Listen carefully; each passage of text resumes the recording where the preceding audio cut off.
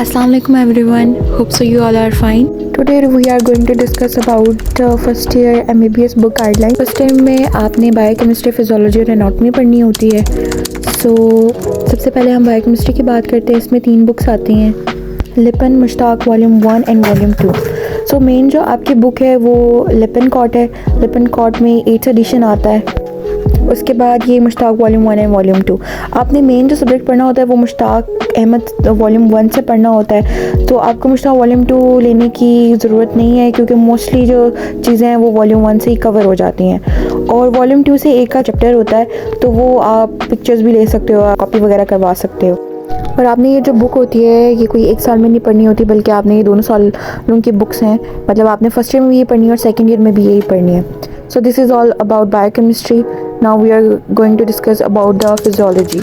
Physiology की जो main book है वो है गाइटन एंड हॉल. इसके अलावा आप जेपी से भी पढ़ सकते हो. इसके अलावा एक रिव्यू बुक आपको लेनी होती है जिसमें एमसीक्यू से प्रैक्टिस करते हैं. So this is the Guyton main book है, काफ़ी बड़ी बुक है और इसमें सारा कुछ नहीं पढ़ना होता, और ये भी आपने 2 सालों में पढ़नी है.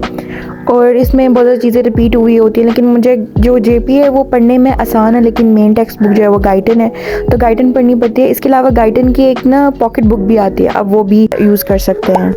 ये एमसीक्यूज़ की बुक है और इससे आप एमसीक्यूज़ प्रैक्टिस कर सकते हैं, और बहुत हद तक आपके एमसीक्यूज़ जो होते हैं आई थिंक 20 से 30% इसमें से एमसीक्यूज़ आ जाते हैं, और बाकी भी मिलते जुलते होते हैं, आपको समझ आ जाती है. और इसके अलावा जो दूसरी बुक है वो है जेपी की लैंग्वेज बहुत आसान है. इससे आपको कॉन्सेप्ट जो है, आपके कॉन्सेप्ट बहुत अच्छे क्लियर हो सकते हैं. मुझे से काफ़ी अच्छी समझ आती थी, लेकिन ये था कि क्योंकि हम लोग गाइडन फॉलो करते थे, उसमें से एमसीक्यू का पेपर आता था, तो फिर हम यही यूज़ करते थे, गाइडन यूज़ करते थे.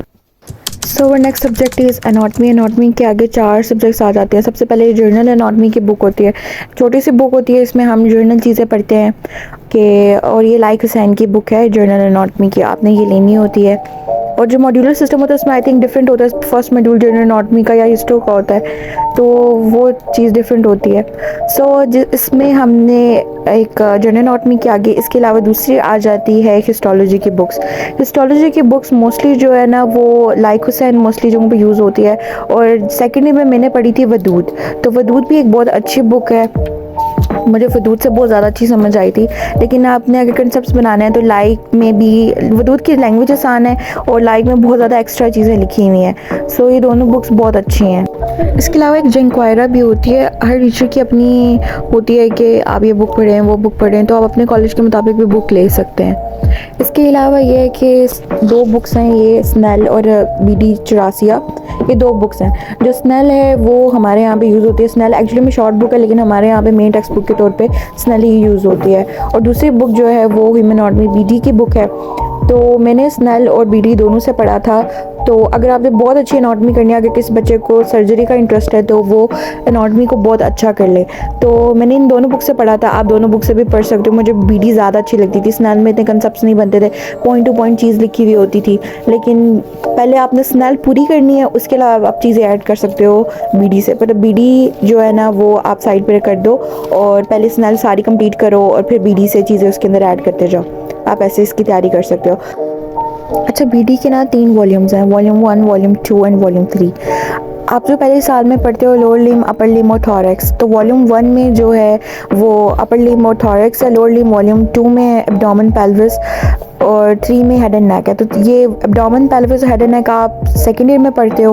पहले आप ये 3 चीज़ें पढ़ते हो. तो अगर आप BD पढ़ते हो तो आपको वॉल्यूम 1 और वॉल्यूम 2 फर्स्ट ईयर में चाहिए होती हैं, अगर उसमें से आपने चीज़ें देखनी हैं. इसके अलावा आपको बुक चाहिए होती है ह्यूमन एटलस. एटलस में ये होता है कि आप यहाँ से पिक्चर्स देखते हो, अच्छे से समझते हो. यहाँ पे जो मॉडल्स होते हैं ना, मॉडल्स के लिए आपके लिए ये अच्छी बुक होती है.